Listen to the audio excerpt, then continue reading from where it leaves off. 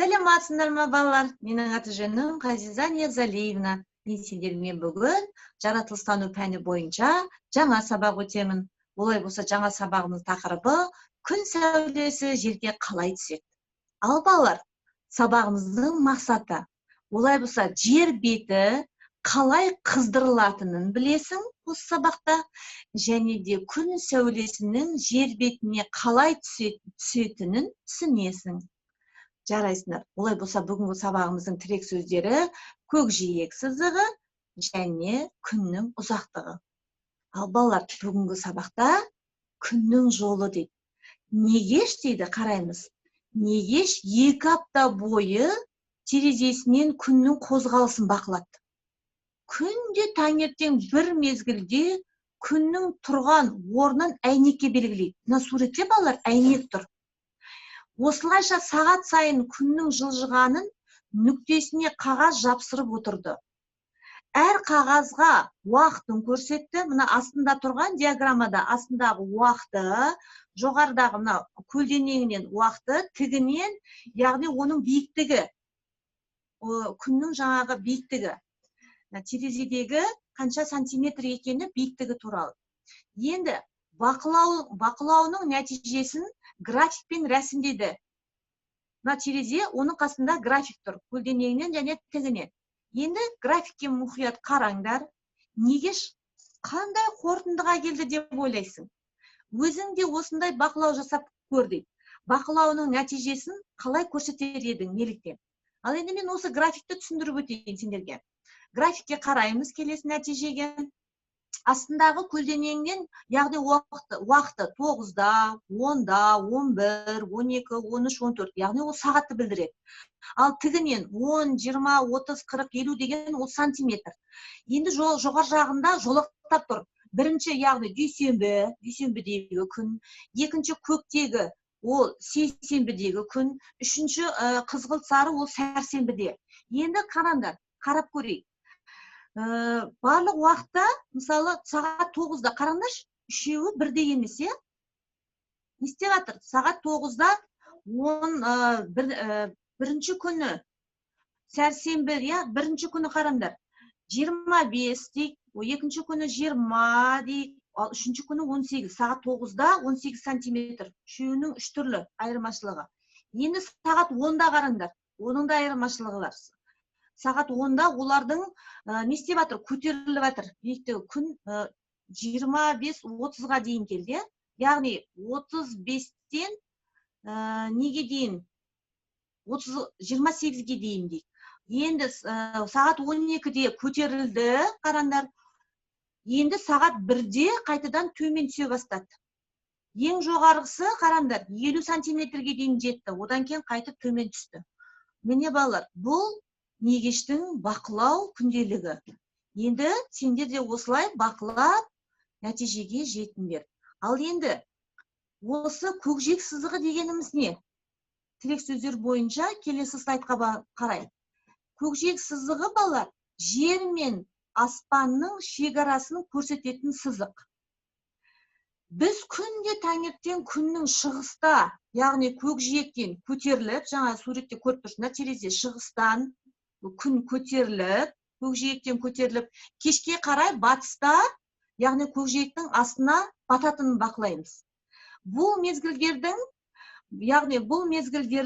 күннің шығуы және күннің батуы деп атайды екен. Осы екі мезгілдің арасы күннің ұзақтығы дейді екен. Мына суретте балалар көріп тұрмыз, әр айда күннің ұзақтығы қалай өзгеріп жатыр. Яғни жер не істеп жатыр? Өз өсімен күнді айналып жатыр. Олай болса, әр айда күннің ұзақтығы әртүрлі болады екен. Ал енді келесі слайдқа қарай. Күн дейді, галактикадағы жарық шығаратын ірі жұлдыз. Оның сәулесі күн жүйесіндегі барлық ғаламшарларға жетеді. Ол жылу мен жарықтың нағыз көзі. Ғаламшарымыздың осы жүйеде күнді айналуына байланысты жер бетіне күн сәулесі әркелкі түседі. Мына суретте көріп тұрсыңдар. тігінен мысалы күн тік түсіп тұрса 90 градусқа, егер де одан қоңыржай елдерде 60 градусқа, міне қоңыржай ендіктерді көріп тұрсыңдар. Ең жоғарғы полярлы маңы 23,5 көріп тұрсыңдар. Әр жерге әртүрлі түседі екен.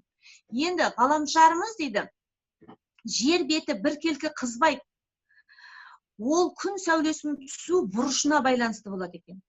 Ал келесіге қараймыз. Егер дейді, мына суретте көріп тұрмыз, тік түсіп тұрған күнді көріп тұрмыз, тігінен тұрған, және 60 градусқа, 30 градусқа көлденеңнен түсіп тұрған бұрыштарды көріп тұрмыз. Енді, егер күн сәулесі тік түсетін болса, ол аз ауданды қамтиды. Дегенмен қатты жылытады. Себебі аз аудан болса да тігінен түсіп тұрса, ол қатты жылытады. Мысалы, жазда күн көкжиектен өте жоғары көтеріледі. Сәйкесінше сәуле тік түседі. Жер қатты қызады жаздың күні. Қыста күн көкжиектен онша биікке көтерілмейді. Сәулесі көлбеу түседі, бірақ көбірек ауданды қамтиды. Бірақ жерді аз жылытады. Сонымен күн сәулесінің қуаты оның түсу бұрышына байланысты екен. Егер тік бұрышпен түсетін болса, ыстық болады, яғни 90 градустан азайған сайын күннің қызуы да не істейді екен? Азая бастайды екен. Ал енді балалар, келесі слайдқа қарайық. Экваторға күн тік түседі. Көріп тұрсыңдар, 90 градуспен күн тік түсіп тұр. Сондықтан экватордың маңы қатты жылынады.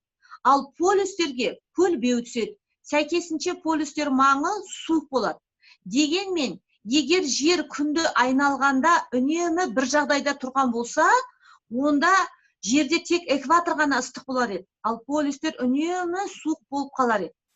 Сол үшін, алайда, жер климаты ондай емес. Неге?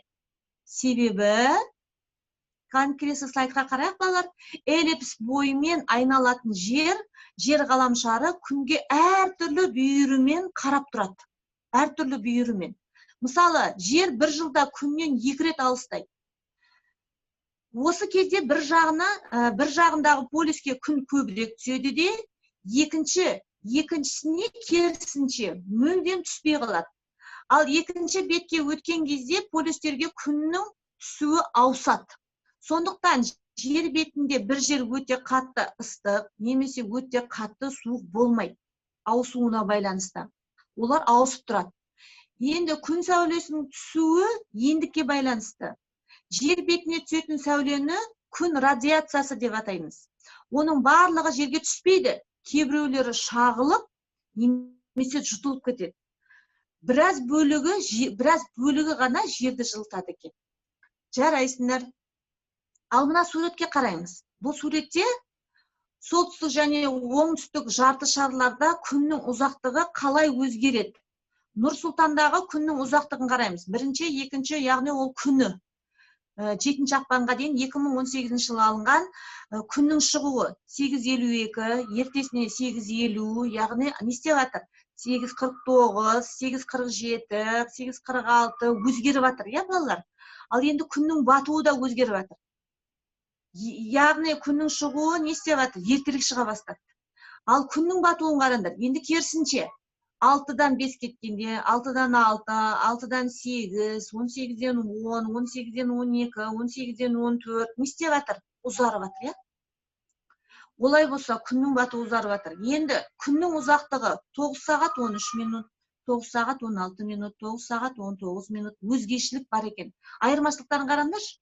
2 ақпанда 3 минут айырмашылық, 3 ақпанмен 3 минут, 4 ақпанда 1 ақпанға қарағанда 4 минут айырмашылық. Осылай айырмашылықтары бар екен. Ал енді Сиднейдегі Австралия күннің ұзақтығын қараңдаршы. Қазақстанның жаңағы ені ұзақтығы мен Австралияның ұзақтығын салыстырайық. Ол жерде балалар, бізде 9 сағат болса, ол жерде күннің ұзақтығы 13 сағат қараңдар. Айырмашылық бар. Оларда күннің шығуы 6-дан басталады. Бірақ 8-де батады, көріне ме? Ұзақ оларда. 6-дан, мысалы, 1 ақпанда 6-дан 16 кеткенде таң атады екен. 2 ақпанда 6-дан 17, 6-дан 18, 6-дан 19, 6-дан 20 қараңдар. Оларда күннің ұзақтығы 13 сағат. Бізде 9 сағат болса, оларда 13 сағат екен. Айырмашылығы 2 минуттан. Міне балалар, олай болса, осы күннің ұзақтығы туралы өтіп кетейік енді. Осы мәліметке тоқталайық. Күннің ұзақтығы Енді сендер өзің тұратын жерде күннің ұзақтығы қалай өзгеретінін бір апта бойы бақылап көріңдер. Сендер де жазыңдар. Күннің батуы, шығуы деген сияқты толық кесте бойынша орындаңдар. Енді бақылауының нәтижесін қандай тәсілмен ұсынасың? Диаграмма ретінде ма, өзің сызба ретінде ма, өзің ол жағын қалай саған ыңғайлы сол бойынша орындаңдар. Енді тәулік 24 сағатқа тең. Осы уақыт ішінде жер өз өсінен толық бір айналып шығатынын сен білесің. Жер өз орбитасымен күнде де айналып қозғалады. Өз орбитасымен айналып, күнде де айналып қозғалады. Бұл күн мен түннің ұзақтығына әсер етеді. Күн мен түннің ұзақтығы жыл бойы үнемі 12 сағаттан болмайды, балалар. Қыста күн қысқа, түн ұзақ. Ал жазда керісінше күн ұзақ, түн қысқа болады. Бұл жердің өсінің орбитаға көлбеу орналасуымен түсіндіріледі екен. Ал балалар, олай болса, сендерге сұрақ. Ойлан дейді. Жердің өсі өз орбитасына тік орналасса, бұл жыл мезгілдерінің ауысуына қалай әсер етеді деп ойлайсың? Жыл мезгілдерінің ауысуына тік түсетін болса, олай болса, кәне ойланып көрейік. Күн сәулесі тік түсетін болса, ол яғни аз ауданды қамтиды, дегенмен қатты жылытады, жылытып отырады екен. Жыл мезгілдерінің, мысалы, қыс пен жазға да әсер етеді. Дұрыс айтасыңдар.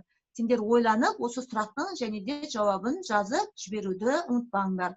Тік түскен кезде сендер аз жерді қамтитынын білесіңдер. Осыған сүйеніп, осы жыл мезгілдерінің ауысуына қалай әсер ететінін жауап беруді ұмытпаңдар. Ал енді есіңде сақта дейді, балалар. Жердің өсі өз орбитасына көлбеу орналасатындықтан күн сәулесі барлық жерде бірдей таралмайды екен.